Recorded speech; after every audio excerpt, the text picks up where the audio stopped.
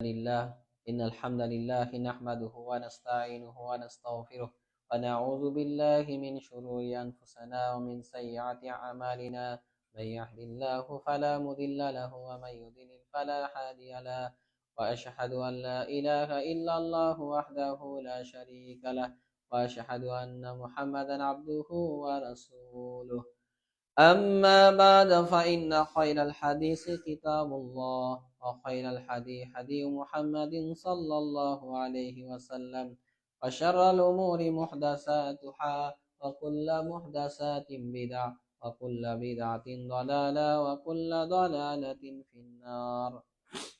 أما بعد فأعوذ بالله من الشيطان الرجيم. يا أيها الذين آمنوا اتقوا الله حق تقاته ولا تموتن إلا وأنتم مسلمون. يا أيها الناس اتقوا ربكم الذي خلقكم من نفس واحدة وخلق منها زوجها وبث منهما رجالا كثيرا ونساء واتقوا الله الذي تساءلون به والأرحام إن الله كان عليكم رقيبا.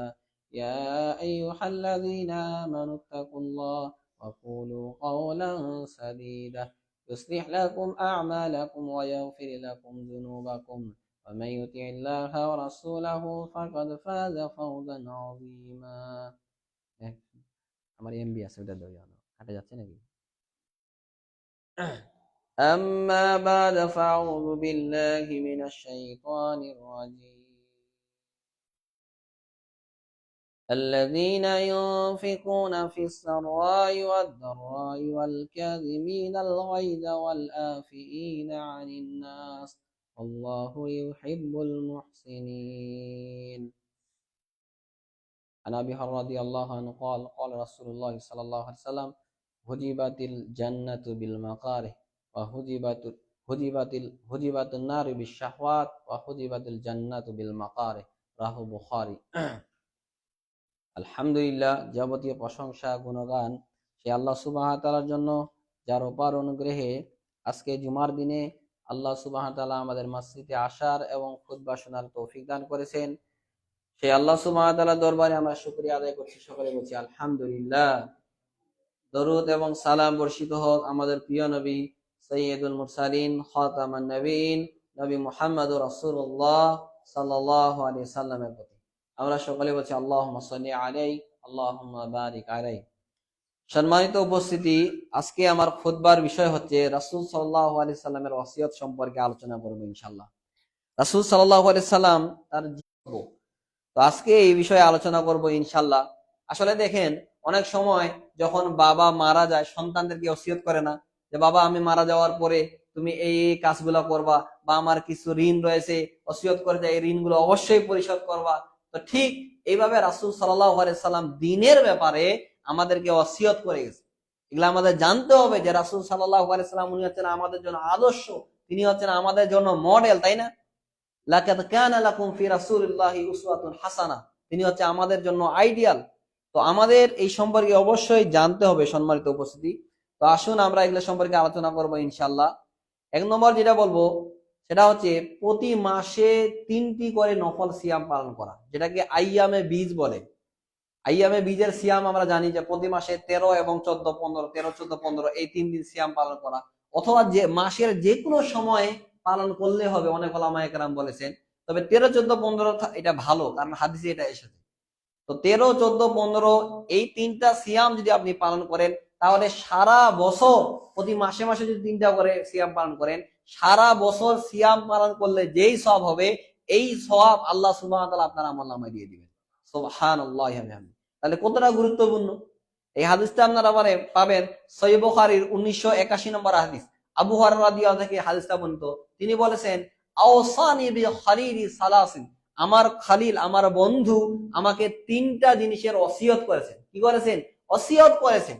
তার মধ্যে আসিয়ামু সালাসাতু আইয়ামিন মিন কুল্লি শাহরিন, তিনি বলেছেন যে প্রত্যেক মাসে যদি আমি 3টা করে সিয়াম পালন করি। দেখছেন, রাসূল সাল্লাল্লাহু আলাইহি সাল্লামকে ওসিয়ত করেছেন আবু হুরায়রা। আবু হুরায়রা রাদিয়াল্লাহু আনহুকে কি করেছেন, ওসিয়ত করেছেন। তিনি বলেন আওসানি বি খালিলি সালাসিন, আমার বন্ধু আমাকে তিনটা জিনিসের ওসিয়ত করেছেন। তার মধ্যে আসিয়ামু সালাসাতু আইয়ামিন মিন কুল্লি শাহরিন, যেন আমি প্রতি মাসে কি করি, তিনটা করে সিয়াম পালন করি।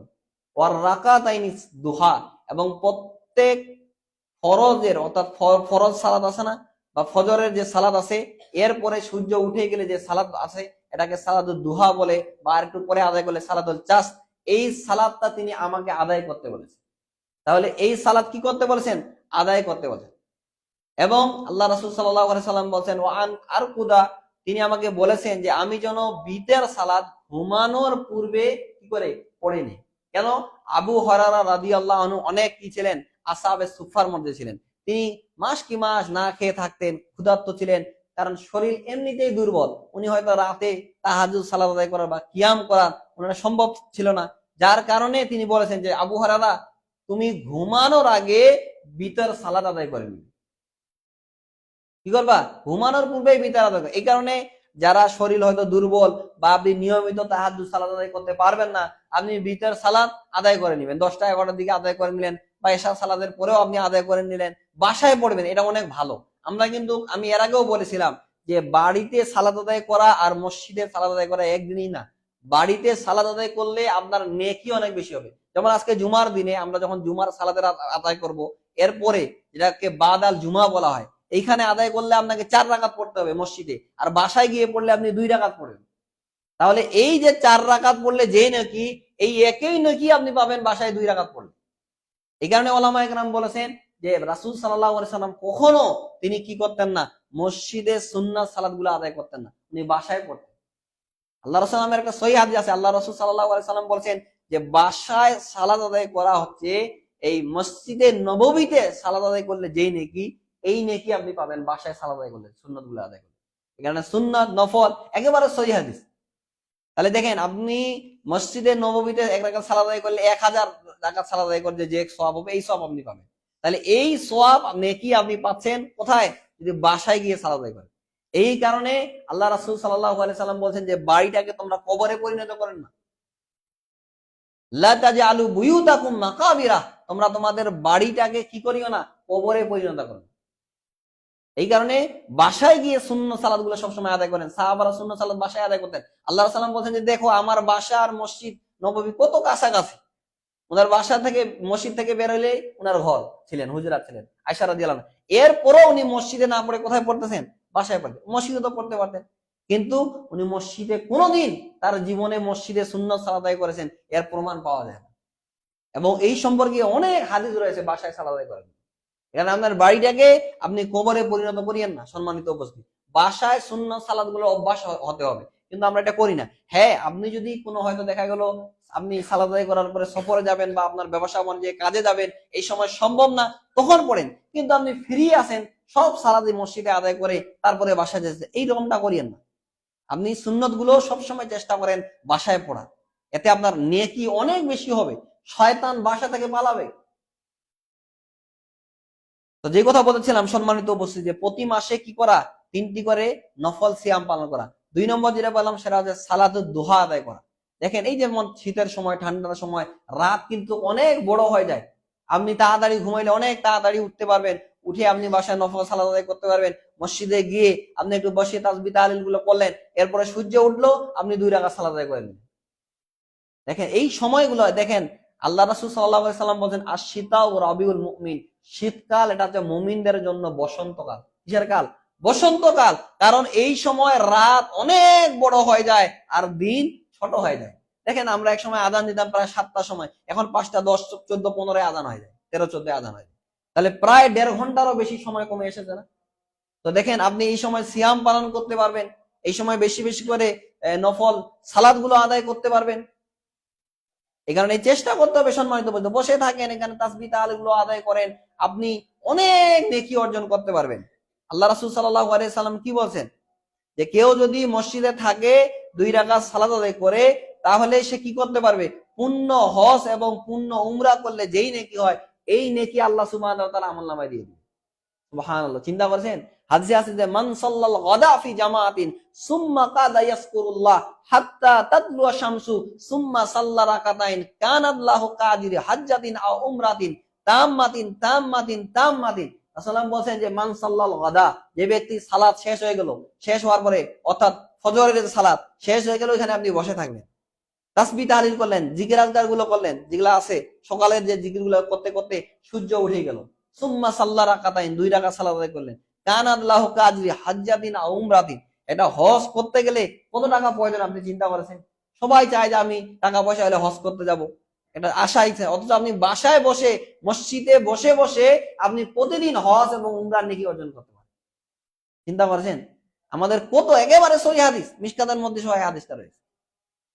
চিন্তা করেছেন? আল্লাহ রাসূল বলেন তাম্মাতিন তাম্মাতিন তাম্মাতিন। তাম্মা মানে কি? পরিপূর্ণ হজ এবং পরিপূর্ণ উমরা করলে যেই নেকি হবে, এই নেকি আল্লাহ সুবহানাহু ওয়া তাআলা আপনার আমলনামায় দিয়ে দিবেন।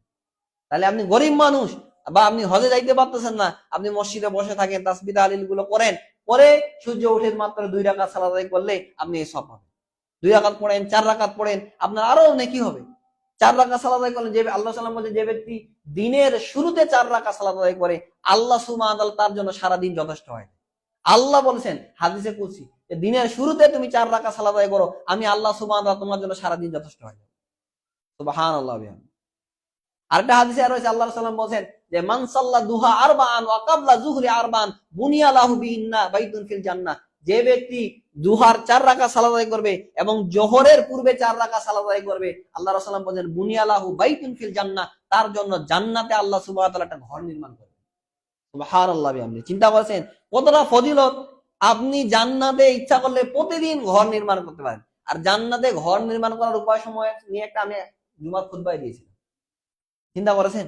তাহলে আপনি এই যে সালাত গুলো আদায় করেন, জোহরের পূর্বে 4 রাকাত সালাত আদায় করেন, দুহা 4 রাকাত সালাত আদায় করবেন, আল্লাহ আপনার জন্য জান্নাতে একটা ঘর নির্মাণ করবেন। কতটা সহজ, তাই না? কিন্তু আমরা আমল করতে চাই না। আপনি আমল না করলে আপনার জন্য সহজ। এখানে আল্লাহ সাল্লাম বলছিলেন ফাতেমাকে, আমালু, আমল করো, কারণ আমি মুহাম্মদ সাল্লাল্লাহু আলাইহি সাল্লাম কিয়ামতের দিনে তোমার জন্য কিছু করতে পারবো না যদি আমল না করো। তুমি ফাতেমা আমার মেয়ে হো না কে হো, কোনো উপায় নেই, আমল করতে হবে। আর আমাদের দেশের পীর সাহেবরা কি বলে যে না, মুরিদ, আমার মুরিদ হো, জান্নাতে নিয়ে যাওয়ার দায়িত্ব আমার, তাই না? মুরিদ হইলেই জান্নাতে চলে যাইতে পারবো।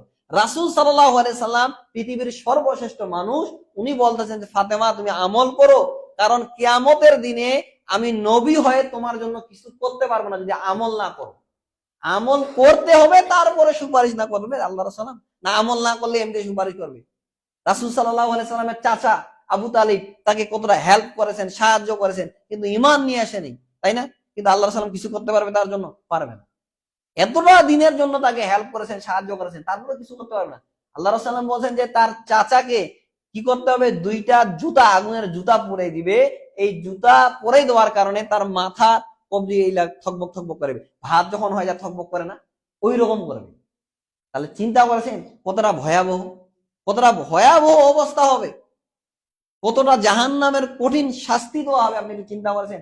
জাহান্নামে সর্বনিম্ন শাস্তি হচ্ছে এইটা, তাহলে সবচেয়ে কঠিন শাস্তি ওইটা আরো কত বেশি আপনি চিন্তা করেছেন? আগুনের জুতা পরে দেওয়া হবে, সর্বনিম্ন শাস্তি। তার মাথার যে থুলিগুলো এভাবে থকবক থকবক করতে থাকবে, এভাবে ফুটতে থাকবে। গরম পানি যখন অতিরিক্ত হয়ে যায় ফুটতে থাকে না, এইভাবে ফুটবে। চিন্তা করেছেন কতটা ভয়াবহ শাস্তি? এই যে সামান্য ঠান্ডা, এই ঠান্ডা আমরা সহ্য করতে পারিনি, পারতেছি নাকি? এই জাহান্নামের এটা একটা নিঃশ্বাস, এইটাই আপনারা সহ্য হয় না। চিন্তা করেছেন?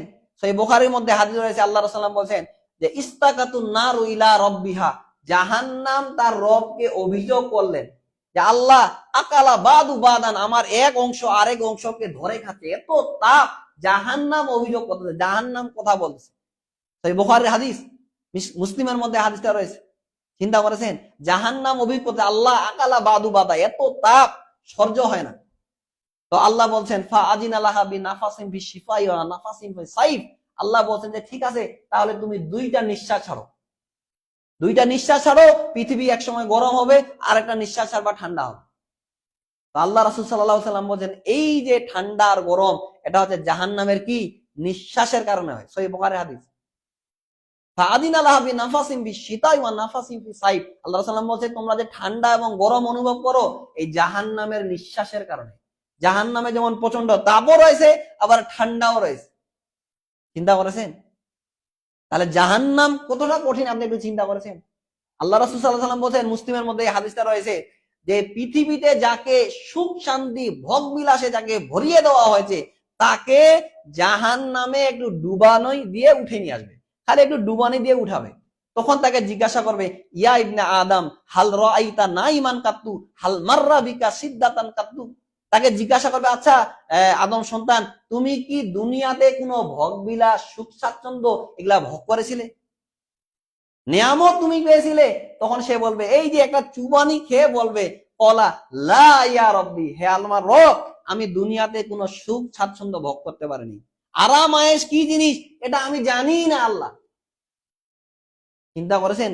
সে একটা চুবানি খেয়ে তার এই অবস্থা, কিন্তু হাজার হাজার বছর যদি ওইখানে জ্বলে তার অবস্থা কি হবে একটু চিন্তা করেন, একটু চিন্তা করেন।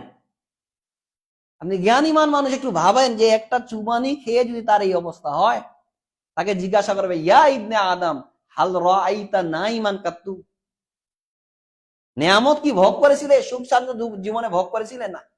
এখন এরপরে আরেক ব্যক্তিকে জান্নাতে শুধু একটু ঢুকিয়ে আবার বের করে নিয়ে আসবে, তাকে জিজ্ঞাসা করবে, ইয়া ইবনে আদম হাল রাআইতা সিদ্দাতান কাত্তু হাল মাররা বিকা বুসান কাত্তু, হে আদম সন্তান, দুনিয়াতে কি কষ্টের জীবন তুমি যাপন করেছিলে? অথচ সে সবচাইতে দুনিয়াতে জীবন যাপন করেছে কষ্টের, দুঃখের জীবন যাপন করেছে। এই লোকটাকে জান্নাতে একটু ঘুরিয়ে আল্লাহ সুবহানাহু ওয়া তাআলা মালাইকাকে বলবে, ঠিক আছে বের করে নিয়ে আসো।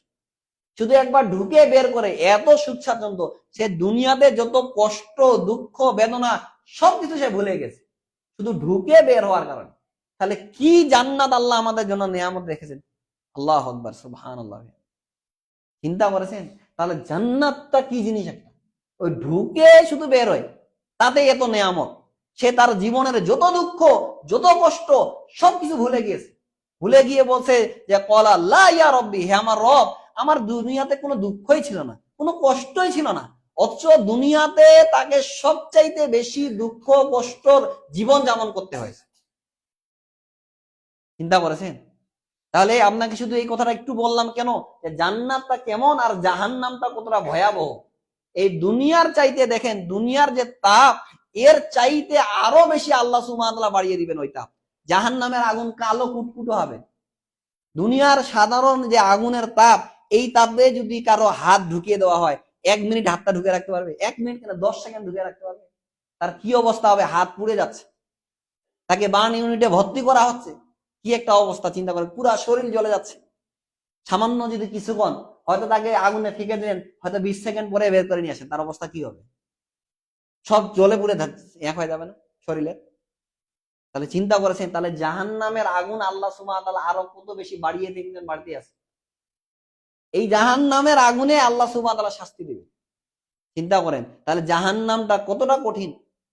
জাহান্নাম মানুষ এবং জিন দিয়ে আল্লাহ সুবহানাহু ওয়া তাআলা পরিপূর্ণ করবেন, জান্নাত ফাঁকা পড়ে থাকবে।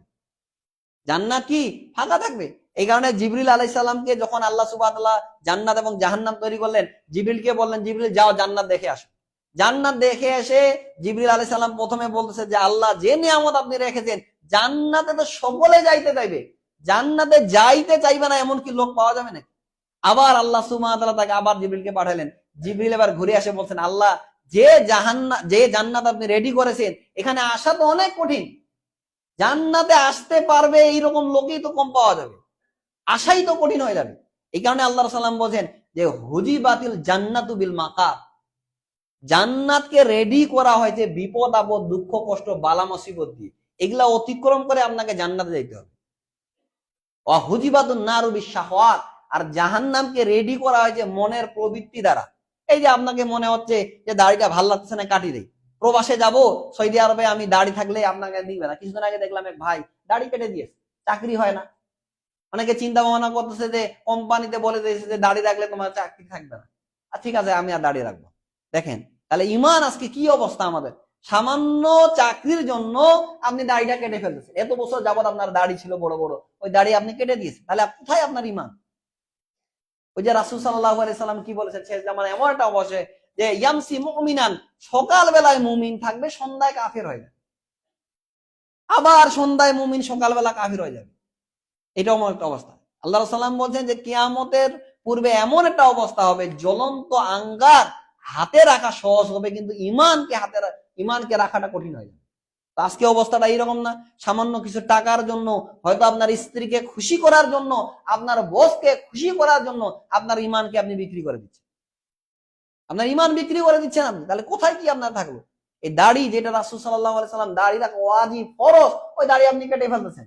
আপনার চাকরি থাকবে না বা চাকরি হবে না, এই জন্য আপনি দাড়ি কেটে ফেলতেছেন। একজন মুমিনের কি এইরকম ইমান থাকা উচিত? টাকার জন্য, কিছুটা একের জন্য আপনি আপনার দাড়িটা কেটে ফেললেন? চিন্তা করেন আজকে আমাদের অবস্থাটা কি অবস্থা হয়ে গেছে। তো যেই কথা বলতেছিলাম, সম্মানিত উপস্থিতি, যে সালাতুদ দুহা, এই সালাতুদ দুহা আপনারা আদায় করবেন এবং নিয়মিত রাসূলুল্লাহ সাল্লাল্লাহু আলাইহি ওয়াসাল্লাম বলছে যে তুমি ঘুমানোর পূর্বে কি করবা? বিতির সালাত আদায় করবা। এরপর যেটা বলবো 4 নম্বর, সেটা হচ্ছে মিসকিনকে ভালোবাসা। দেখেন এইটা অত্যন্ত গুরুত্বপূর্ণ একটা বিষয়। রাসূলুল্লাহ একটা অবস্থা, আয়েশাকে বলছেন, আয়েশা তুমি মিসকিনকে ভালোবাসবা, মিসকিনের কাছাকাছি থাকবা, তাহলে কিয়ামতের দিন আল্লাহ তোমাকে ভালোবাসবে, আল্লাহ তোমাকে তোমার কাছে রাখবেন। সুবহানাল্লাহ। চিন্তা করেছেন কতটা গুরুত্বপূর্ণ? আল্লাহ রাসূল দোয়া করতেন, আল্লাহুম্মা হুব্বাকা মিসকিন, আল্লাহ মিসকিনের ভালোবাসা আমার অন্তরে তৈরি করে দাও, মিসকিনকে যেন আমি ভালোবাসতে পারি, আমি মিসকিন হয়ে যেন থাকতে পারি, মিসকিন হয়ে যেন কিয়ামতের দিনে আমি উঠতে পারি। এই দোয়া আল্লাহ রাসূল সাল্লাল্লাহু আলাইহি ওয়াসাল্লাম করতেন। চিন্তা করেছেন? আয়েশাকে বলছেন, আয়েশা মিসকিনকে ভালোবাসবা, তাদের পাশে থাকবা, তাদের কাছাকাছি থাকবা তুমি, তাহলে আল্লাহ তোমাকে কাছে রাখবে, আল্লাহ সুবহানাহু ওয়া তাআলা তোমাকে ভালোবাসবে। অত্যন্ত গুরুত্বপূর্ণ একটা ওসিয়ত আল্লাহ রাসূল সাল্লাল্লাহু আলাইহি ওয়াসাল্লাম। রাসূল সাল্লাল্লাহু আলাইহি ওয়াসাল্লাম নিজেই দোয়াটা করতেন যে আল্লাহ তুমি আমাকে মিসকিন হিসেবে রাখো, মিসকিন হিসেবে বাঁচিয়ে রাখো এবং কিয়ামতের দিন মিসকিন হিসেবে উঠাও, আমার অন্তরে মিসকিনের ভালোবাসা তুমি তৈরি করে দাও। আল্লাহুম্মা হুব্বাকা মিসকিন, হে আল্লাহ আমি যেন মিসকিনকে ভালোবাসতে পারি, আমার অন্তরে মিসকিনের ভালোবাসা সৃষ্টি করে দাও। এই কারণে দেখেন মিসকিনদেরকে ভালোবাসতে হবে, তাদেরকে বাসায় নিয়ে আসেন, তাদেরকে খাওয়া দাওয়া করেন, বাসায় না নিয়ে আসতে বলে টাকা পয়সা দেন, খাওয়ান। এরকম দেখেন অনেক কত ছোট ছোট বাচ্চারা দেখেন খাওয়ার জন্য হয়তো কান্নাকাটি করে, কিন্তু কত কোটি কোটি টাকা আছে, খাওয়াইতে চায় না, অথচ তার বাসায় খাওয়া দাওয়া নষ্ট হয়ে যাচ্ছে, পচে যাচ্ছে, কিন্তু গরিব মানুষকে দেয় না, অসহায় মানুষকে দেয় না। এই যে নেয়ামত, এর আপনি কি আল্লাহর কাছে কি জবাব দিবেন বলেন তো? আল্লাহ কি বলতেছে? সুম্মা লাতুস আলুন্না ইয়াউমা ইযিন আনিন নাঈম, তোমাদেরকে সেই দিন তোমাদের নেয়ামত সম্পর্কে জিজ্ঞাসা করা হবে। সুম্মা মানে অতঃপর আল্লাহ বলছেন, ইয়াউমা ইযিন ওই দিন আপনাকে জিজ্ঞাসা করা হবে, আল্লাহ যে তোমাকে নেয়ামত দিয়েছিল, পৃথিবীতে কত কিছু খাইলেন, এই নেয়ামত সম্পর্কে জিজ্ঞাসা করা হবে। খাওয়া দাওয়া আপনার বাসায় আপনি ফেলে দিচ্ছেন, মানুষকে দেন না, ফকিরকে দেন না, ওরা ওই ডাস্টবিন থেকে কুড়ে খায়, অথচ আপনি আপনার বাসায় মিসকিনকে নিয়ে যাইতে চান না, খাওয়াইতে চান না। বুঝতে পারছেন? এই কারণে ইসলামের সর্বশ্রেষ্ঠ কাজ আল্লাহ রাসূল সাল্লাল্লাহু আলাইহি ওয়াসাল্লাম বলেন ক্ষুধার্তকে খাওয়া। সাহাবীর কথা আপনারা সবাই জানেন, আইয়ুল ইসলামে খায়রুন, রাসূলুল্লাহ কি বলেন? ইসলামে সর্বশ্রেষ্ঠ কাজ কোনটি? তো আল্লাহ রাসূল বলেন তুতিয়ুমুত তাআম, ক্ষুধার্তকে খাদ্য খাওয়া। যে ব্যক্তি ক্ষুধার্তকে তাকে খাদ্য খাওয়ান। ওয়া তাকরাউ সালাম, মানুষকে বেশি বেশি করে সালাম দেন। আলা মান আরাফতা ওয়া মান লাম তারিফ, এখন তো মানুষকে সালামই দিতে চায় না। একজন দিনদার ভাই আপনার দিনদার ভাইয়ের পাশ দিয়ে যাচ্ছে, এমনি চলে যাচ্ছে, সালাম দেন। সালাম যত বেশি দিবেন, দেখেন সালাম ইসলামে এতটা গুরুত্বপূর্ণ, যত বেশি আপনি মানুষকে সালাম দিবেন আপনি নিরাপদ থাকবেন। আল্লাহ রাসূল বলেন আফসুস সালামা বাইনাকুম, তোমরা সালামের প্রচার প্রসার বেশি বেশি করে করো। জান্নাতে যে আপনাকে ইনভাইট করবে মালাইকারা, ওইখানে তো বলবে সালামান সালামা। তাহলে কতটা গুরুত্বপূর্ণ না? এই কারণে সালাম দিতে হবে। আজকে অনেকে দেখেন সালামে দিতে চান, আলেম মানুষ এক পাশ দিয়ে যাচ্ছে, সালাম নেই, কিছু নেই। বুঝতে পারছেন? তাহলে এটা কি হলো? আপনি সালাম দিবেন, আপনি অহংকার মুক্ত থাকবেন, তার অন্তর থেকে আপনার জন্য হিংসা দূর হয়ে যাবে। এই কারণে যত পারেন সালাম দেন। সালাম দিনে আল্লাহ বলেন সালাম দেও, তাহলে নিরাপদ থেকে যাবা, নিরাপদ থাকতে পারবেন আপনি যদি মানুষকে সালাম দেন বেশি করে, দিনদার ভাইকে সালাম দেন। এই কারণে সালাম দিতে হবে, সালামের প্রচার প্রসার বেশি করে করবেন, বাসায় ঢুকবেন সালাম দিবেন, স্ত্রীকে সালাম দিবেন, সন্তানকে সালাম দিবেন। আজকে সালামেই দেন, স্ত্রীকে সালাম দিতে আপনার নাকি লজ্জা লাগে, সন্তানকে সালাম দিতে নাকি আপনার লজ্জা লাগে। আপনি কেমন মুমিন? সালাম দিতে কিসের লজ্জা লাগবে? সালাম এটা লজ্জার কোনো কিছু হইলো? হ্যাঁ, এটা কিসের লজ্জা বলেন তো? আজকে ছেলে বাবাকে সালাম দিতে চায় না, ছেলে মাকে সালাম দিতে চায় না, কেন? এই যে এই পরিবেশগুলো আমাদেরকে তৈরি করতে হবে, দিনী পরিবেশ। বাসা আপনি আপনার মেয়েকে সালাম দেন, আপনার সন্তানকে সালাম দিবেন, ও তখন আপনাকে সালাম দিবে আগে ভাগে। আপনি একে শিখান, ওকে না শিখেলেও কিভাবে বুঝবে, কিভাবে জানবে বলেন দেখি? বাসায় ঢুকেন, সালাম দেন, সালাম দিলে আপনি নিরাপদ থেকে যাবেন।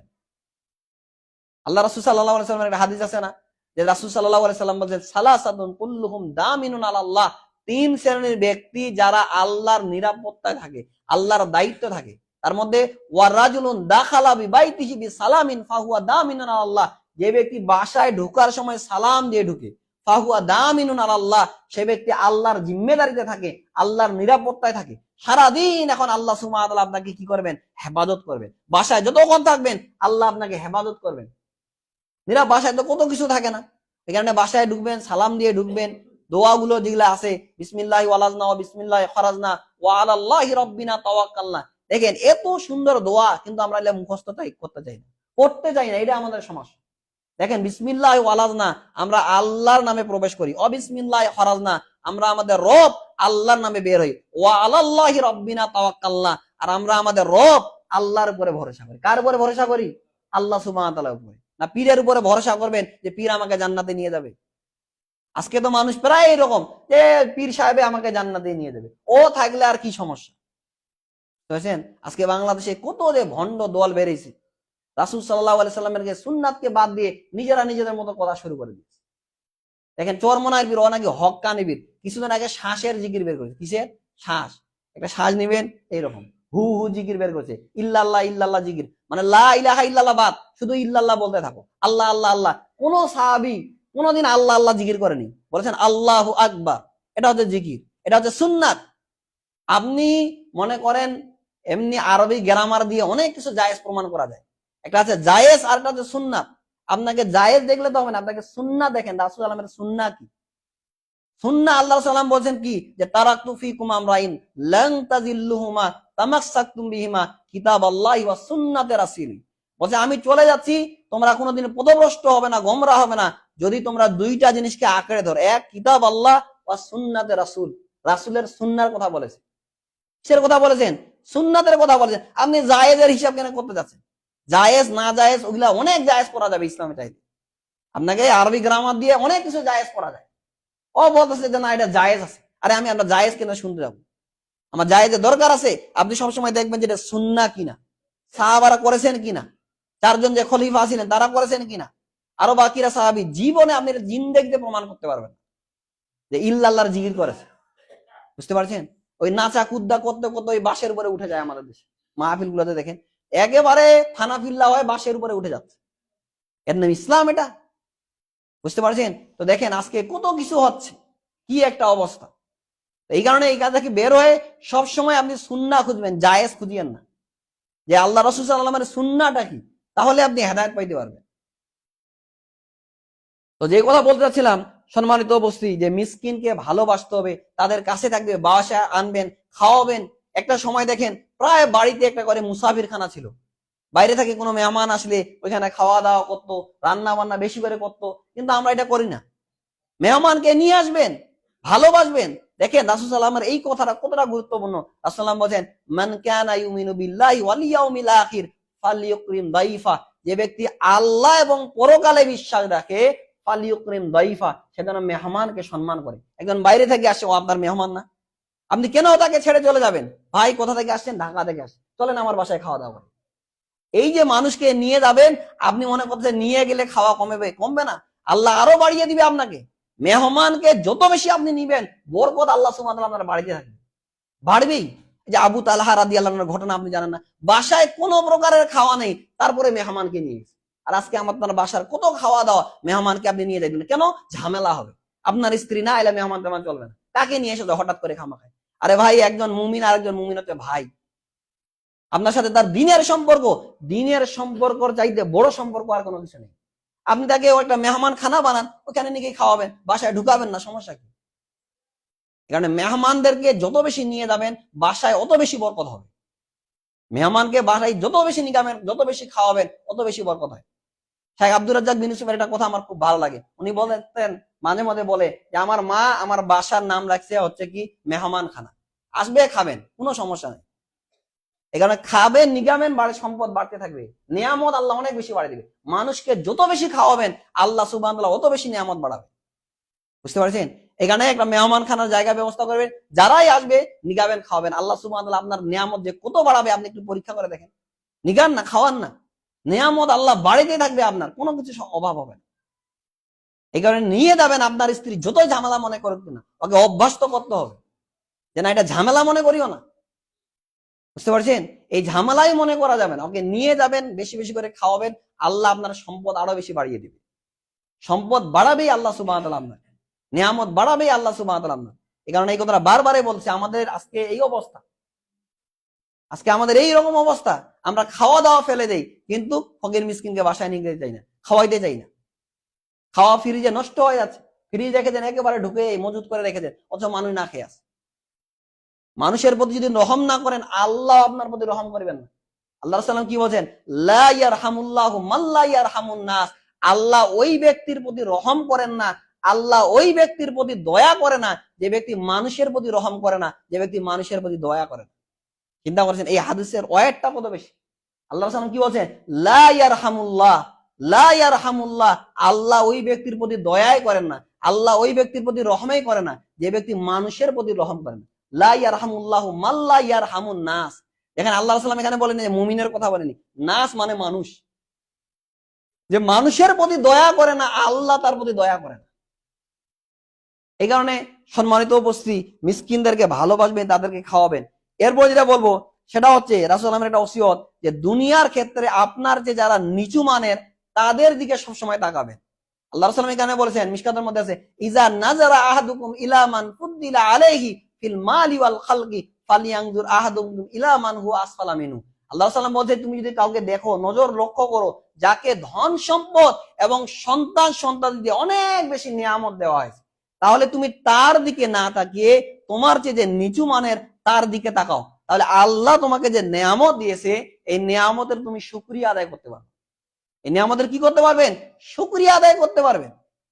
আল্লাহ সাল্লাম এই কথাই বলছেন, ইজা নাজারা আহাদুকুম, কাউকে লক্ষ্য করছো, তার কোটি কোটি টাকা রয়েছে, অনেক বেশি বাড়ি গাড়ি রয়েছে, ওর দিকে তাকাইয়েন না। যে আপনার যে নিচু মানের, আমি তো একটা কথাই বলি, আল্লাহ আপনার দুইটা হাত দিয়েছে, দুটা পা দিয়েছে, তারা দেখেন দুইটা হাতেই নাই, দুইটা পাও নেই। আপনি বাসায় সুন্দর বাড়ি বানিয়ে ঘুমা পাচ্ছেন, কেউ রেল লাইনে ঘুমা, এই যে ঠান্ডায় শরীরে কিছুই নেই, রেল লাইনে ঘুমাচ্ছে, রেল লাইনে বাচ্চাগুলো দেখি ওইখানে ঘুমাচ্ছে, আসে মাঝে মধ্যে টাকা পয়সা চায়। কতটা কষ্টের মধ্যে আছে তারা, চিন্তা করেছেন? আপনার সন্তানটা কত ভালোভাবে দিন যাপন করতেছে, তারপরও আপনার চিন্তা করছেন আরো চাই আরো চাই, এরকম একটা অবস্থা। এই কারণে আপনার যে যারা নিচু মানের তাদের দিকে যদি আপনি তাকান, আল্লাহ যে আপনার নিয়ামত দিয়েছে, এই নিয়ামতের শুকরিয়া আদায় করতে পারবেন। আর যখন শুকরিয়া আদায় করবেন, আল্লাহ এমনিতে আরো বাড়িয়ে দিবে। সূরা ইব্রাহিমের 7 নম্বর আয়াত, লাইন শাকারতুম লাযিদান্নাকুম, তোমরা আমি যে নিয়ামত দিয়েছি এই নিয়ামতের শুকরিয়া আদায় করো, লাযিদান্নাকুম, তাহলে আমি আল্লাহ আরো বেশি বাড়িয়ে দিব। ওয়ালা ইন কাফারতুম, আর যদি কুফরি করো, ইন্না আযাবি লাশাদীদ, আমি আল্লাহ তোমাদেরকে অনেক বেশি শাস্তি দেব। আল্লাহর শাস্তি অনেক বেশি কঠিন। বুঝতে পারছেন? আল্লাহ কি বলছেন? ইন্না বাতশা রাব্বিকা লাশাদীদ, আল্লাহর শাস্তি, আল্লাহর পাকড়াও অনেক বেশি কঠিন। এই কারণে সম্মানিত উপস্থিতি, যে আল্লাহ যা নিয়ামত দিয়েছে, এই নিয়ামতের যদি আপনি শুকরিয়া আদায় করতে পারেন, তাহলে আল্লাহ আরো বাড়িয়ে দিবে। ওই যে বনি ইসরাইলের ঘটনা আপনারা জানেন না? সহিহ বুখারীর মধ্যে এই হাদিসটা রয়েছে। 3 জন ব্যক্তি ছিলেন, একজন ছিলেন টাকওয়ালা, একজন ছিলেন অন্ধ, আরেকজন ছিলেন ধবল। তাদেরকে আল্লাহ পরীক্ষা করার জন্য পাঠিয়ে দিলেন যে এরা কি করতেছে। চলে এসেছেন মালাইকা, মানুষের রূপ নিয়ে চলে এসেছেন, এসে বলতেছে যে তোমার কি সমস্যা? বলছে যে আমি ধবল, মানুষ আমাকে টিটকা টাটকারি করে, এই সমস্যাটা যদি আমার দূর হয়ে যায় তো ঠিক আছে। তারা হাত দিয়েছে শরীরে, সমস্যা দূর হয়ে গেছে, সমস্যা দূর হয়েছে। বলছে যে এখন তোমার কি দরকার? তাকে বলছে যে আমার যদি একটা উট থাকতো, তাকে একটা উট দিয়ে দিয়েছে।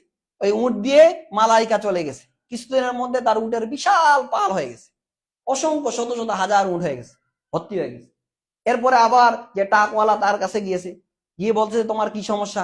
বলছে যে আমার এই সমস্যা, আপনার টাক মানুষ আমাকে টিটকারি করে, এটা যদি সমস্যা দূর হয়ে যায়। মাথায় হাত দিয়েছে, টাক সমস্যা ভালো হয়ে গেছে।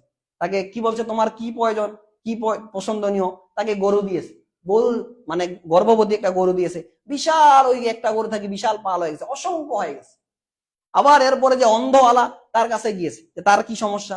বলছে আমার চোখ যদি ভালো যেত, এই পৃথিবীটা আমি দেখতে পাইতাম, সবাই পৃথিবী দেখে দেখে আমার কষ্ট আমি দেখতে পাই না। চোখে হাত দিয়েছে, চোখ ভালো হয়ে গেছে। মালাইকা যেহেতু আসছে, তাকে কি দিয়েছে? একটা বকরি দিয়েছে, গর্ভবতী বকরি দিয়েছে, ওইখান থেকে তার বিশাল পাল হয়ে গেছে, মালাইকা চলে গেছে। আবার আল্লাহ সুবহানাহু ওয়া তাআলা পরীক্ষা করার জন্য মালাইকাকে পাঠিয়ে দিয়েছে। গিয়ে বলছে যে ভাই আমি মুসাফির মানুষ, আমি একটু বিপদে পড়েছি, আল্লাহ তো তোমাকে অনেক নিয়ামত দিয়েছে, ধন সম্পদ দিয়েছে, তোমার এক সময় কিছুই ছিল না, আজকে তোমার কত কিছু হয়েছে, তো ওই সম্পদ থেকে আমাকে একটু দান করো। সে বলতেছে না আমার কোনো সমস্যা ছিল না, আমার কোনো সমস্যা ছিল না। দেখেন নিয়ামত আল্লাহ দিয়েছে, নিয়ামতের নাশকরিয়া করতেছে, বলছে এগুলো তো সব আমার বাবা মার থাকে, পৈতৃক সূত্রে আমি পেরেছি, আল্লাহ তো দেয়নি, আমি গরিব ছিলাম না, সবকিছু আমার আগেই ছিল। বলছে ঠিক আছে, তুমি যদি মিথ্যাবাদী হও আল্লাহ যেন তোমার নিয়ামত কেড়ে দিই। ওই বলে মালাইকা চলে গেছে, যা নিয়ামত আছে সব কেড়ে নিয়েছেন আল্লাহ সুবহান, আবার আগের মতো হয়ে গেছে, ওই ধবল আগে ধবল মতো হয়ে গেছে। দেখছেন, এরপর যে টাকাওয়ালা তার কাছে গিয়েছে যে আমি বিপদে পড়েছি, আমাকে কিছু হেল্প করো, সাহায্য করো। বলছে যে না আমি তোমাকে কিছু সাহায্য করতে পারবো না। বলছে তুমি তোমার আগের কথা মনে করো, তুমি টাকাওয়ালা ছিলে, তোমার কিছু সম্পদ ছিল না। সে বলছে যে না আমি কিছু ছিলাম না, স্বাভাবিক মানুষ ছিলাম, এই সম্পদ সব আমার। তো বলছে যে তুমি যদি মিথ্যাবাদী হও আল্লাহ যেন তোমাকে আগের মতো আবার করে দেয়। ওই মালাইকা চলে গেছে, আবার ওই টাকাওয়ালা হয়ে গেছে, সম্পদ আবার সব নষ্ট হয়ে গেছে। এরপরে যিনি অন্ধ তার কাছে গিয়েছে যে আমি এরকম বিপদে পড়েছি, মুসাফির মানুষ, আমাকে কিছু হেল্প করো। বলছে হ্যাঁ আমি এরকম আগে অন্ধ ছিলাম, এই নিয়ামত সব আল্লাহ সুবহানাহু ওয়া তাআলা আমাকে দিয়েছে, এইখান থেকে তোমার যত কিছু প্রয়োজন তুমি নিয়ে যাও, যা ইচ্ছা তোমার প্রয়োজন। তো তখন মালাইকা বললেন যে না তোমার যে সম্পদ, তোমার সম্পদে থাক, আল্লাহ সুবহানাহু ওয়া তাআলা তোমাদেরকে পরীক্ষা করার জন্য পাঠিয়েছে, এই পরীক্ষায় তুমি উত্তীর্ণ হয়েছো, আর তারা ফেল করেছে। এই যে দেখেন নিয়ামতের শুকরিয়া আদায় করার কারণে আল্লাহ বাড়িয়ে দিলেন, আর তারা আল্লাহ সুবহানাহু ওয়া তাআলা যে নিয়ামত দিয়েছিল ওটা অস্বীকার করলেন, কিন্তু দেখেন আল্লাহ আবার ধ্বংস করে দিয়েছে। এই কারণে সবসময় আলহামদুলিল্লাহ বলবেন, যে আলহামদুলিল্লাহ। এই কারণে বলা হয়েছে হাদিসে আফদালুজ যিকরি লা ইলাহা ইল্লাল্লাহ, সবচেয়ে উত্তম জিকির হচ্ছে লা ইলাহা ইল্লাল্লাহ, ওয়া আফদালুদ দুআই আলহামদুলিল্লাহ, আর সবচেয়ে উত্তম দোয়া হচ্ছে আলহামদুলিল্লাহ বলতে পারেন। সবসময় বলেন, যেই অবস্থায় থাকেন বলেন আলহামদুলিল্লাহ। অসুস্থ আছেন, বিছানায় পড়ে আছেন, তারপরে বলেন আলহামদুলিল্লাহ, আল্লাহ আমাকে ভালো রেখেছে। সর্ব অবস্থায় আলহামদুলিল্লাহ বলতে শিখতে হবে। অনেকে বললে ভাই কেমন আছেন, একটু বিপদ আপদে, ভাই ভালো নাই, অবস্থা খুব খারাপ, বলে না এটা অনেকে, কোথাও মানুষ আছে অবস্থা খুব খারাপ, ভালো নাই একদমই। এই কথা বলাটাই যে আল্লাহর কত বড় নাশুকরিয়া আপনি জানেন।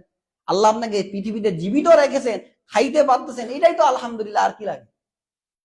এই কারণে দেখেন খাওয়ার পরে যে আলহামদুলিল্লাহ ইল্লাযী আত'আমানি হাযা ওয়া রাযাকানি মিন গায়রি হাওলি মিন্নি ওয়া লাকুওয়া, এই যে দোয়াটা পড়ি, আল্লাহ সাল্লাল্লাহু আলাইহি ওয়াসাল্লাম বলেন কেউ যদি এই দোয়া পড়ে ক্বাদ গুফিরা লাহু মা তাকাদ্দামা মিন যামবি ওয়া মা তাআখার, আল্লাহ তার পূর্বের এবং পরের যত গুনাহ রয়েছে সব গুনাহ আল্লাহ সুবহানাহু ওয়া তাআলা মাফ করে দিবেন। সুবহানাল্লাহ। চিন্তা করেছেন এই একটা দোয়া পড়ার কারণে, কেন আপনি খাইলেন, খাওয়ার পরে কার শুকরিয়া আদায় করলেন? আলহামদুলিল্লাহ, আল্লাহর শুকরিয়া। আলহামদুলিল্লাহিল্লাযী আত'আমানি হাযা ওয়া রাযাকানি মিন গায়রি হাওলি মিন্নি ওয়া লা কুওয়া, ওই আল্লাহর শুকরিয়া যিনি আমাকে খাওয়াইছেন, আমাকে পরিয়েছেন, আমার খাওয়ার সামর্থ্য ছিল না। আল্লাহর শক্তি ছাড়া আপনার কোনো শক্তি আছে নাকি খাওয়ার?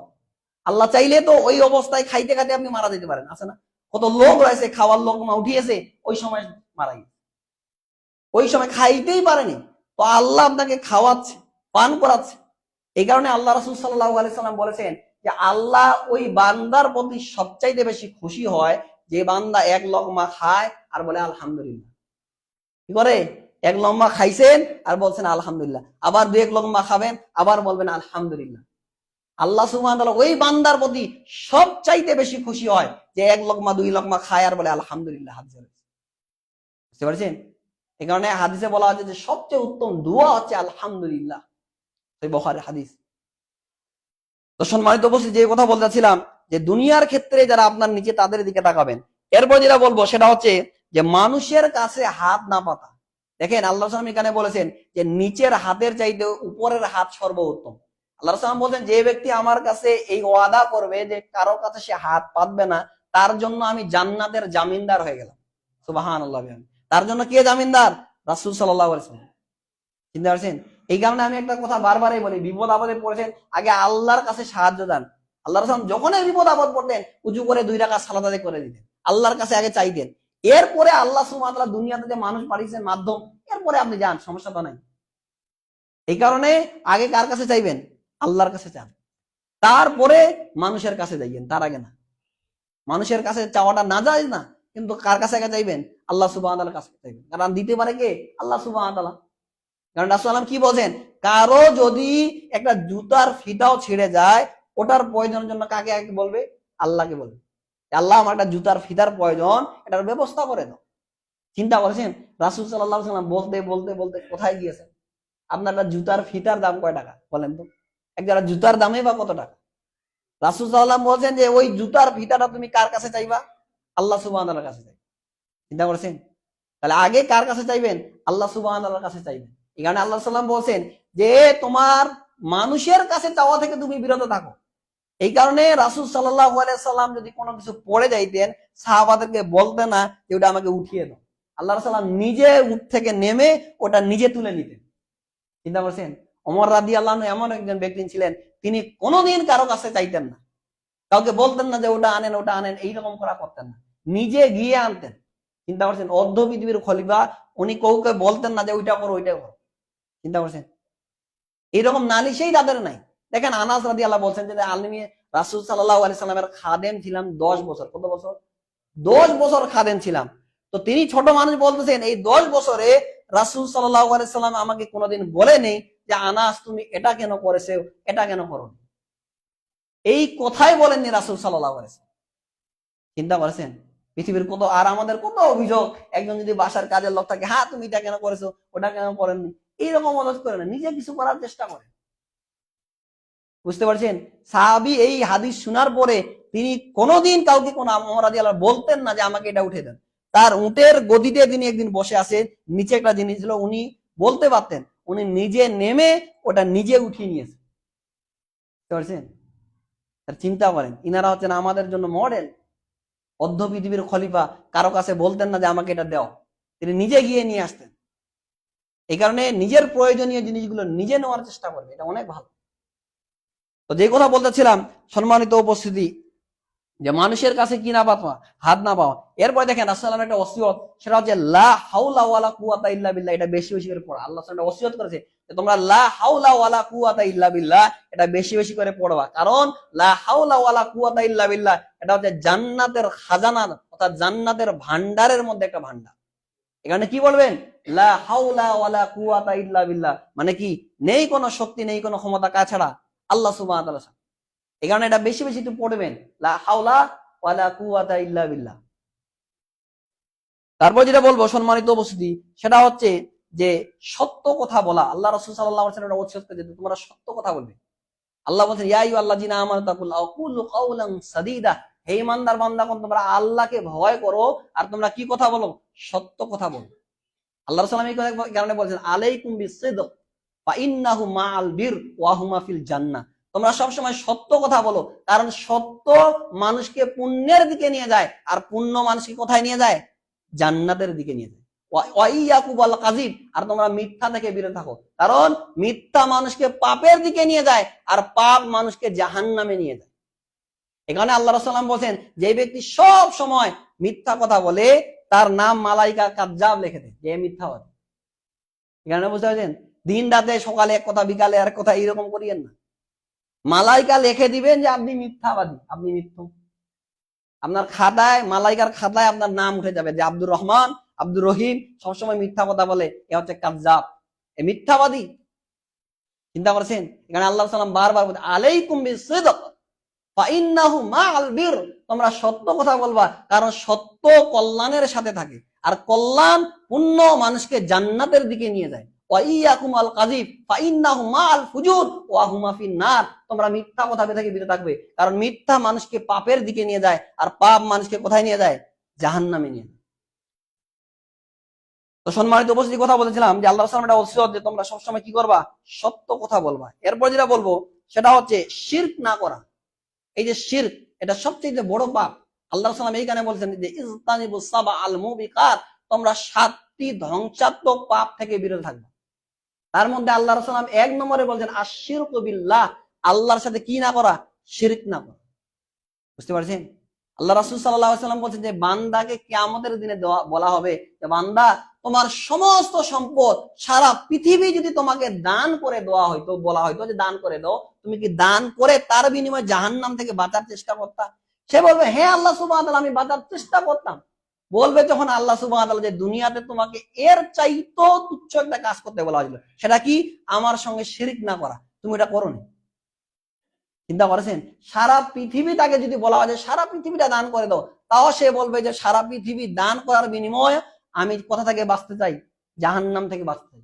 তো বলবে আল্লাহ সুবহানাহু ওয়া তাআলা যে পৃথিবীতে এর চাইতো ছোট একটা কাজ অর্ডার তোমাকে করা বলা হয়েছিল যে তুমি আল্লাহর সাথে শিরক করবে না, কিন্তু তুমি শিরক করেছো। ওই কথা আমার তুমি শুনো না। চিন্তা করছেন? এই কারণে শিরক মুক্ত এবং বিদআত মুক্ত আমল করতে হবে। এই দুইটা অত্যন্ত গুরুত্বপূর্ণ। কারণ যারা বিদআতি এদের প্রতি আল্লাহ এবং মালাইকার লানত হয়।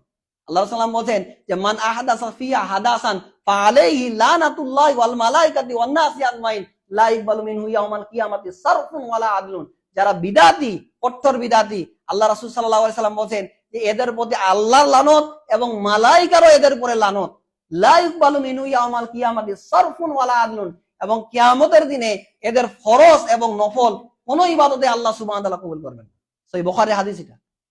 চিন্তা করেছেন? যারা বিদআতি এরা আল্লাহ রাসূল সাল্লাল্লাহু আলাইহি ওয়াসাল্লাম হাউজে কাউসার যখন পানি পান করাবে ওরাও আসবে। আল্লাহ বলছেন যে ইন্না মিন উম্মতি, আর এরা এত উম্মত। তো রাসূল সাল্লাল্লাহু আলাইহি সাল্লাম এবং তাদের মধ্যে একটা পর্দা দেওয়া হবে, আড় করে দেওয়া হবে। তো রাসূল সাল্লাল্লাহু আলাইহি সাল্লাম কি ব্যাপার, কেন আড় করাইলো? তখন আল্লাহ রাসূল সাল্লাল্লাহু আলাইহি সাল্লাম বলবেন আপনি জানেন না আপনার মৃত্যুর পরে এরা কত যে বিদআত শুরু করে দিয়েছে, অনেক অসংখ্য বিদআত করে দিয়েছে। তখন আল্লাহ সাল্লাম বলবেন সুকান সুকান লিমান গায়্যারা বাদি, দূর হয়ে যাও, দূর হয়ে যাও যারা আমার পরে নতুন নতুন আবিষ্কার করেছে দিনের মধ্যে, যারা বিদআতি কাজ করেছে। চিন্তা করেছেন? তাহলে বিদআতটা কতটা ভয়াবহ। বিদআতিরা হাউজে কাউসারের পানি পান করবে না। আল্লাহ সাল্লাম বলবেন সুকান, তোমরা দূর হয়ে যাও, পর্দা আর করে দেওয়া হবে। এরকম হাদিস রয়েছে। তাহলে একটু চিন্তা করেন সম্মানিত উপস্থিতি, যে কথা বলতেছিলাম যে শিরক এবং বিদআত থেকে দূরে থাকতে হবে। এই কারণে আল্লাহ সাল্লাম প্রত্যেক ফরজ সালাতের পরে এই দোয়াটা করতেন, আল্লাহুম্মা ইন্নী আউযু বিকা আন উশরিকা বিকা ওয়া আনা আ'লামু ওয়াস্তাগফিরুকা লিমা লা আ'লাম। এই দোয়াটা সব সময় করবেন শিরক থেকে মুক্ত থাকার কারণে। কারণ আল্লাহ নবীকে বলেন, হে নবী আপনি যদি শিরক করেন আপনার আমল ধ্বংস করে দেওয়া হবে, নষ্ট হয়ে যাবে। চিন্তা করেছেন? নবীর আমল যদি নষ্ট হয়ে যায়, ধ্বংস হয়ে যায়, আমাদের হবে না? হবে কিনা? তাহলে কত মানুষ আজকে দেখেন মাজারে গিয়ে টাকা দেয়, মাজারে গিয়ে সিজদা করে, মাজারে গিয়ে মান্নত করে, অথচ আল্লাহ সুবহানাহু ওয়া তাআলা এখানে আসবে না, মসজিদে আসবে না, এখানে দান করবে না, আল্লাহর কাছে চাইবে না। বুঝতে পারছেন? এমন একটা অবস্থা। ওইখানে যাচ্ছে দেখবেন এই যে লালনদের এদের ওরসে কত যে মানুষ হয়, হাজার হাজার লক্ষ লক্ষ মানুষ, মসজিদে মানুষ খুঁজে পাওয়া যায় না, ওদের ওইখানে কত মানুষ হচ্ছে। কারণ শয়তানের জায়গায় শয়তানদের আখড়া বেশি হচ্ছে না? দেখবেন যেখানে গান বাজনা ওইখানে মানুষ বেশি পাওয়া যায় না ইসলামিক মাহফিলে বেশি মানুষ পাওয়া যায়? বলেন দেখি। ইসলামিক জালসায় দেখেন মানুষ খুঁজেই পাওয়া যায় না, ঠান্ডা লাগতেছে, আর গান বাজনা ওইখানে নাচানাচি করলে শরীর গরম হয়ে যাচ্ছে, তাই না? এমন একটা অবস্থা। আর মাহফিল গুলোতে প্রায় হাজার হাজার টাকা খরচা করা হয়। একটা মাহফিলে বাংলাদেশে প্রায় মাহফিলে 60-70 হাজারের নিচে কোন মাহফিলটা হয়? নিম্নে আমি ধরলাম, এর উদ্দেশ্য তো 1.5 লাখ 2 লাখ টাকা আছেই। বড় বড় মাহফিল হয় আরো বেশি খরচা হয়, প্যান্ডেল সামিয়ানা বাবদই প্রায় 1.5-2 লাখ টাকা চলে যায়। চিন্তা করেছেন? আবার বক্তা তো আছে, খাওয়া দাওয়া আছে, কত টাকা লাগে আপনি চিন্তা করেন। আবার মাইকিং হয় 8 থেকে 10 দিন যাবত, এরপরও এত ডাকাডাকির পরও মানুষ কোরআন সুন্নাহর কথা শুনতে আসতে চায় না।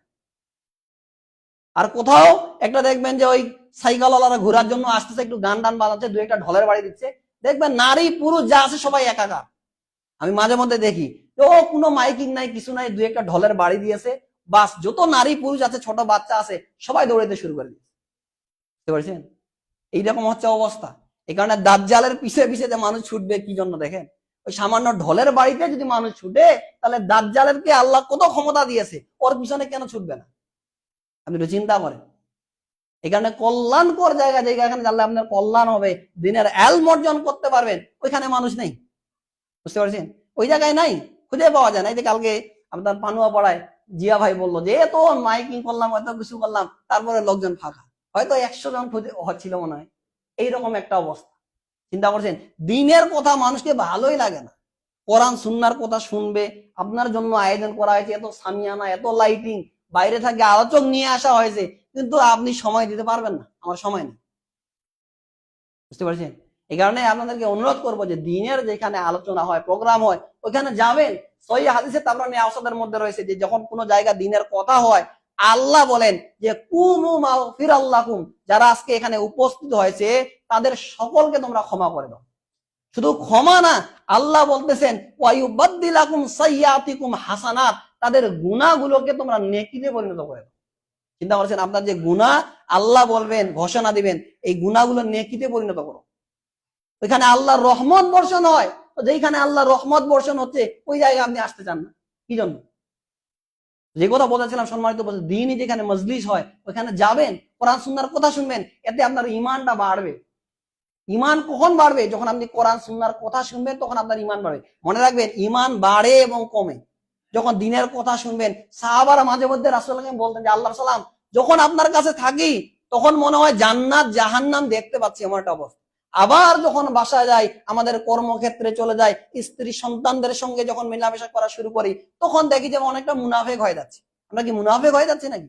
তো আল্লাহ সাল্লাম বলেন, আমার কাছে থাকলে যেমন ঈমান তোমাদের থাকে, ওই রকম ঈমান যদি তোমাদের বাড়িতে থাকতো, তাহলে মালাইকারা বাজারে তোমরা যখন যাইতে ওইখানে তোমাদের সামনে এসে মুসাফা করতো, তোমাদের বাসায় এসে মালাইকারা মুসাফা করতো তোমাদের সাথে।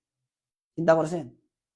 এই কারণে ঈমানটাকে বাড়াইতে হবে, মজবুত করতে হবে, তরতাজা করতে হবে।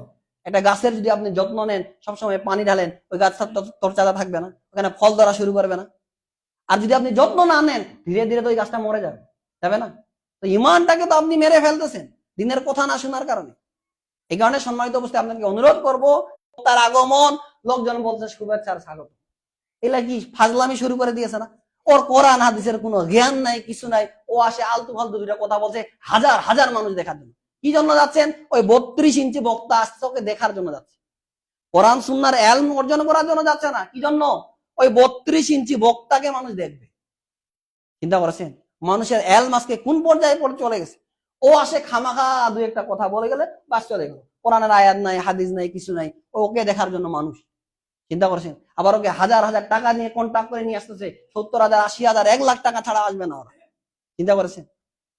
তাহলে এইরকম না করে যারা আলেম, যাদের ইলম আছে অনেক বেশি, ওদেরকে মানুষ ডাকবে না, ওদের আলোচনায় আসবে না। কেন? ও হাসাইতেও পারবে না, কান্দাইতেও পারবে না। ওই রকম না হলে ভালো লাগে নাকি? বুঝতে পারছেন না? যে কথা বলতেছিলাম, যারা আলেম তাদের কাছে ইলম নেবেন, তাদের আলোচনা শুনবেন, এতে আপনি নিজে জ্ঞানী হতে পারবেন। বুঝতে পারছেন? তো সম্মানিত বসে আপনাকে আবার অনুরোধ করতেছি, 16 তারিখ, আপনারা ডিসেম্বরের 16 তারিখ ইনশাল্লাহ আসবেন। শেখ আব্দুর রহমান বিন মুবারক আলী রয়েছেন, আরো আছেন শেখ আব্দুল খালেক বিন ইদ্রিস ভাই, উনিও আছেন, উনিও ঢাকা থেকে আসবে, আলোচনা শুনবেন, অনেক ভালো আলোচনা করেন। আর এটা কথা বলবো, সেটা হচ্ছে যে আসলে দেখেন, আমি এখনই বললাম যে এই যে মাহফিল গুলো করা হয়, অনেক টাকা পয়সার খরচা হয়, অনেক ব্যয়বহুল খরচা হয়। এই কারণে আপনারা এখানে দান করবেন। এই দান করলে এটাই তো আপনার পরকালে যাবে নাকি? দান করলে এটা যাবেন। আল্লাহ রাসূল কি বলছেন? যে ইয়াকুলুল আব্দি মালি মালি ওয়া ইন্না মালহু মা আকালা সালাসুন, মা আকালা ফাবনা আও লাবিসা ফাবলা আও আতা ফাক্তানা। সে যা খেয়েছে ওটা তার সম্পদ, সে যা পড়েছে সেটা তার সম্পদ, আর সেটা দান করে সেটা আপনার সম্পদ। ওয়ামা সিওয়া যালিকা ফাহুয়া যাহিবুন ওয়া তারিকুহু লিন-নাস। আর আপনি যা ছেড়ে যাবেন সব আপনার ওয়ারিসের জন্য। তাহলে দান যেটা করবেন ওটাই আপনার সঙ্গে যাবে। আর সুস্থ অবস্থায় যদি আপনি দান করেন, এটা সাদাকাতুন জারিয়া হবে। হাদিসে রয়েছে, সুস্থ অবস্থায় যখন আপনি দান করবেন, সে হাতি, আল্লাহ সাল্লাম বলছেন ওয়া হায়াতি ওয়া সাহাতি, যখন সুস্থ অবস্থায় আছেন, ভালো রয়েছেন, এই অবস্থায় আপনি দান করেন, তাহলে নেকি আরো বেশি হবে। আল্লাহ সাল্লামকে বলা হয়েছিল, আল্লাহ সাল্লাম আইয়ুস সাদাকাতে আযম, কোন দানটা সর্বোত্তম, কোন সময় দান করলে অনেক বেশি নেকি হবে? আল্লাহ সাল্লাম বলেছেন, আনতা সাদ্দাকা আনতা সাইয়ুন ওয়া শাইয়ুন তাকশাল ফাকরা ওয়া তা'মালুল গিনা। তুমি ওই সময় দান করো যখন তুমি সুস্থ রয়েছো, সম্পদের প্রতি লোভ আছে, আবার ফকির হওয়ার ভয় করো, যে দান করলে আবার ফকির হয়ে যাবো নাকি, গরিব হয়ে যাবো নাকি। এখানে রাসূলুল্লাহ এই কথাও বলেছে, এই সময় যদি তুমি দান করতে পারো তাহলে নেকি অনেক বেশি হবে। এই কারণে আপনি সম্পদ রেখে যাবেন, আপনার সন্তান, আপনার স্ত্রী কোথায় বিয়ে করবে, কোনো গ্যারান্টি আপনি দিতে পারবেন না। কোনো গ্যারান্টি আছে নাকি?